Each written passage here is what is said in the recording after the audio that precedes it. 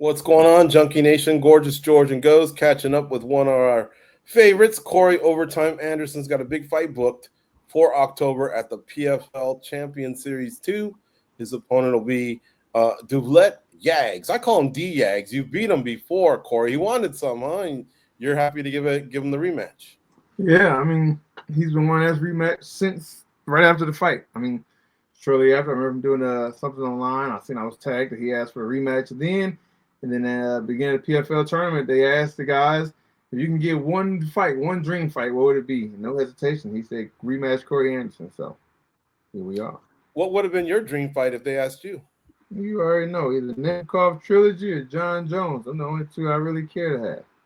Mm-hmm. Otherwise, I guess you're happy to make other people's wishes come true. When you beat someone, do most MMA fighters look at it as an easy paycheck? Not disrespect as in the sense like it's a slam dunk. Obviously, you're going to put in a full camp. He's going to punch you. You're going to punch him. But is there like a good size advantage going into a rematch that you've already won versus a new opponent? Yes and no.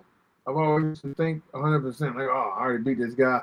It's going to be easy. But then I've learned twice from that. Nemkov won, Jan won. Dominated both. Both of them wasn't even close. Just dog walked them. Jan 2, Nemkov 2. We see it happens. So you go out there and you with that confident mindset, like, oh, they can't hold water to me no more. And then they come back and they shock you. Now, one thing you hear a lot in MMA since those, I've talked to Eddie Alvarez and other fighters, they all say, like, this been here way before me that done it. They say the hardest fight to prepare for is the rematch, because especially in the way you dominate those guys. It's like you dominate it from start to finish. Like, just mauled them. So it's like they got all that film and you dominating to prepare for. As for what do you have? What do you have to look for? What do you have to study?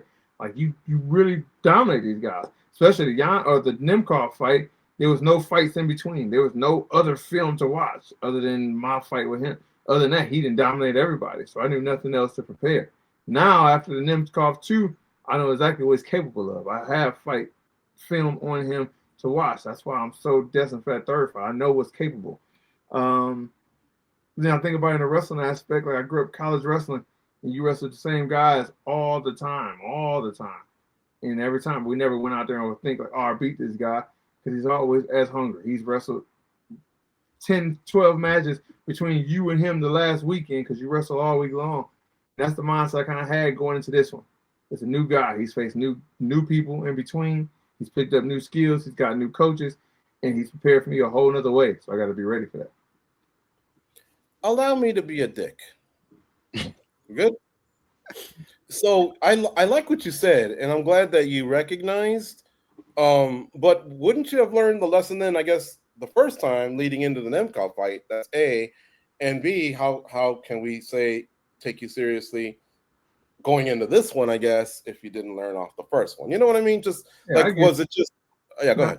It was two different things. So with the Jan fight, when I was in the UFC and it was trying to get the title fight, and we knew going into the Johnny Walker fight, well, after the Johnny Walker fight, just follow the Johnny Walker fight, and they told me that, like, oh, you got it, but you didn't have enough steam to get a title fight. You got to be excited. We got to get the fans behind. We got to get the social media growing up, all that stuff. So when I went into this fight with the Jan, the game plan was to go out there and wrestle. Go out there and just dominate. But then as we walked out, John Jones was sitting right there smiling. I remember patting his chest and looking like, and in my head, a red light went off, and I said, man, forget the game plan. I'm going here. I'm about to smash this dude striking. I'm going to show he can't hang on me, not just with wrestling. I'm going to dominate him striking, and they can't say nothing. Oh, got it. And I remember, yeah. You see how that went? How many shots did I take in that fight? I was throwing kicks and chasing him down with punches and walked right into her right hand. Shame on me. Second fight with Nemkov, that was different. Like, again, we worked the game plan. We knew what the game plan was, but in my head, like, again, I dominate him so easy with the wrestling. It's like, there's no way he can learn that much wrestling in between now and then. There's no way. It's like, we're just going to keep wrestling. We're not going to go crazy hard, just camp and get hurt, because I had a bunch of injuries that I just didn't want to. If I got hurt, I get pulled out, somebody else replace me. I'm not taking that chance. We're just going to go ahead and train. We're going to train like I didn't box spar. I didn't do any hard sparring. Everything was kind of like technical. And I went in there and tried to wrestle. I did a lot of hard wrestling, but no hard MMA. When he had the defense going for my takedowns, I had nothing else. The game plan was to wrestle, and he was shutting it down like, oh, snap. Third round, I finally figured out how to start striking with him and started catching him, but I was back. I was so far gone. It was too late. There's nothing. That was it. Now, this time, we not underestimating nobody. We pushing every day in the camp hard. If we get hurt, we get hurt. We just go in there. We're going to fight our butt off. We're going to wrestle our butt off. We're going to the boxing gym once a week. We MMA sparring once or twice a week, and we doing nothing but 5 to 6 rounds straight with big guys, good guys. I go to Vegas, work with Strickland, these high-level guys to test myself, to make sure we push myself the whole camp. We're not taking anybody lightly, and we're not taking any days lightly. Hey, Corey, so that being said, do you feel like you're winning fights, adding new wrinkles to your game here at this stage in your career, or is it more of sharpening what you already know and what you're really good at? It's both. I mean, we always going to stick to what we're good at and focus on tightening that game up so our guys can't stop it. It's like, that's the thing. When I get on top of somebody, I'm trying to smash. I don't want to. It used to be I was in the UFC, I was known for taking guys down, but had very few finishes when I got you down. Then the wrinkle was I'm going to get guys down and keep them down. Now they're not getting up. Then it was, all right, now that we got them down, we're going to figure out how to finish them on the ground. And you see it. If I take you down, anybody I've taken down in the last 8 fights, you're not getting up. And if you don't get up, like if you don't get up for the round, it's because I finished you. If you got up, I'm putting you back down and I'm finishing you. It's like, that's just it. So now we're at the point we kind of not mastered, but got really good at what we're good at. And now we're adding different stuff. I moved from full-time New Jersey where I live in Indiana, and I got a new coach as a boxing coach, striking coach, so we work on our hands a lot more and focusing more on if I have to strike with somebody, my setups for my hands and throwing kicks. I got a Muay Thai coach. I'm working kicks a lot. I'm adding those wrinkles to the game, but at the same time, I'm developing the things I'm really good at. So it's like, oh, last time I think I could have got out with this move. When you go to try, like, wait, it don't work no more. What happened? Well, because I tightened up a lot more. Last one from me. We've always known you to be this cool, calm, and collective guy on the outside when you step into the cage. But can you maybe give us some insight on the inside? What's going through your head? Have things changed? Are you nervous? Are you really the cool, calm, collective guy that we see on the outside? What goes on in your head? I mean, you're nervous every day of the week. I know. Every day I wake up nervous. That's just life. I mean, the thing for me is not just nervous about the fight, but just today isn't promised. So you always wonder what's going to happen. So with that same nervousness, you just got to live life to the fullest. And like I seem cool, calm, collected. I go by the seam of my pants. I try to plan out my days, but at the same time, I know things don't always go as planned. So what's going to happen is going to happen.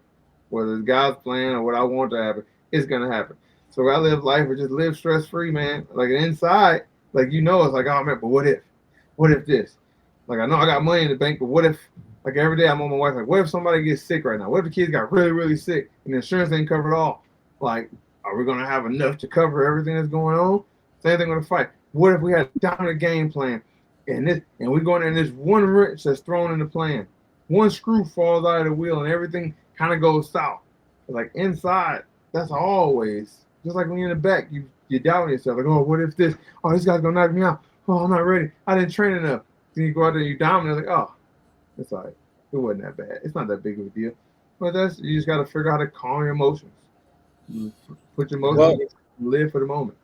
Take a look at your resume every once in a while, and I think that'll put you at ease. You've beaten 6 former champions of major belts in different weight classes, along with winning the Bellator title and the Ultimate Fighter title. And then I'm ignoring some of the skins on the wall that didn't involve titles that you won. You're doing well, Corey. So wake up, starting to feel more confident, bro. That other stuff can happen, and it will happen to some families, but I think you've done well for yourself. So just like I say, keep going out there, keep getting better, and keep doing you. Yeah, I know. I mean, I know I'm doing great for myself. I think that's part of what makes me me. The way I fight. Like you hear, they say it all the time in fights. Corey still fights like he got a chip on his shoulder. Like it's something to prove. And to me, I do. In my head, I'm still this. A lot of people don't notice. I used to be a fat kid. I was lazy. I was 300 pounds at 18 years old. My own mother bet me $100 I wouldn't graduate 8th grade. I was that bad of a kid. I had no hope, no future. Your And mom bet you that you wouldn't graduate 8th grade? yeah, like I didn't do homework. I would go to class, never miss school, never skip school, but I would go to class and just be a class clown. Don't do my homework. Failed every test. Like it was, I was going a bad way. And my mom actually for the last fight, her and my dad came out and watched the kids. And I remember in high school, I had wrote like a letter, kind of like an apology letter in my journal. And she found the journal and she ripped the page out and she left it on my counter. She left it on the counter behind, like, what is this? And I read it. And like, dang, I was going down a bad road. Like I could be like Lil Rancher and make these think, oh, I was this depression, all that, but I don't tell that life. That's my secret I keep in. That's why I have that chip on my shoulder. My life wasn't sunshines and rainbows. My parents were together and we had money and everything, but that wasn't the life I lived. I put myself in bad positions, health-wise, school-wise, physicality, yearbook. I was like the kid that was voted that was going to be least successful, never do anything in life. You know, I had things that happened in athletics when I was a kid. They actually voted that, or is that more unofficial between your homies? Huh? They actually had that vote in your high school? I was never known for anything. I was just the guy that was around. Like people knew me because I was a big black guy, but I didn't. You know what I mean? I never presented myself to be anything athletic, nothing. Like who won the $100 bet? Huh? Who won the $100 bet? I did. Oh, nice. I got 2 college degrees now, sir. Well, no, I meant as far as 8th grade. No, but I never graduated, and she gave me a card at my graduation party, and it had $100 in there. So I can't believe you did it, but you did it. Here you go. Like, and it was only I don't even think I should have graduated, but I was back when there was no child left behind, probably. But then later on in life, you know, things changed. And even in school, I never was a good student. I just didn't care. But I did get the athletic aspect of, like in college, I was number 1 dude in the country my senior year. And I knew in order for me to wrestle, I had to stay eligible. So this kind of thing started clicking there. It's like I was blessed to have the coaches and the mentors I've had in my life, just like now to have Frank Yeager, Mark Henry, Nick Catone, these guys, Ricardo Almeida have done it to motivate me and show me the way you have to do to be a champion. And those are guys I mold myself after now as an adult. And now I see my kids, and I want my kids not to go through the life I went through as a kid, but the life I went through in my later life as a motivated, an athlete, a Christian, hardworking young man. And I want my kids to have that. But I also want them to have that thing on their back where they feel like everybody's always down them. It's going to push them that much harder. It's hard to break a guy that's got something he's fighting for. Yeah. My mind. All right. Well, great turnaround. And thanks for opening up and sharing that about you. We appreciate the time today. I know it's still a while before you fight, so you know, best of luck with your health and your weight cut, and obviously, good luck in that title fight. Thank you, guys. Thank you.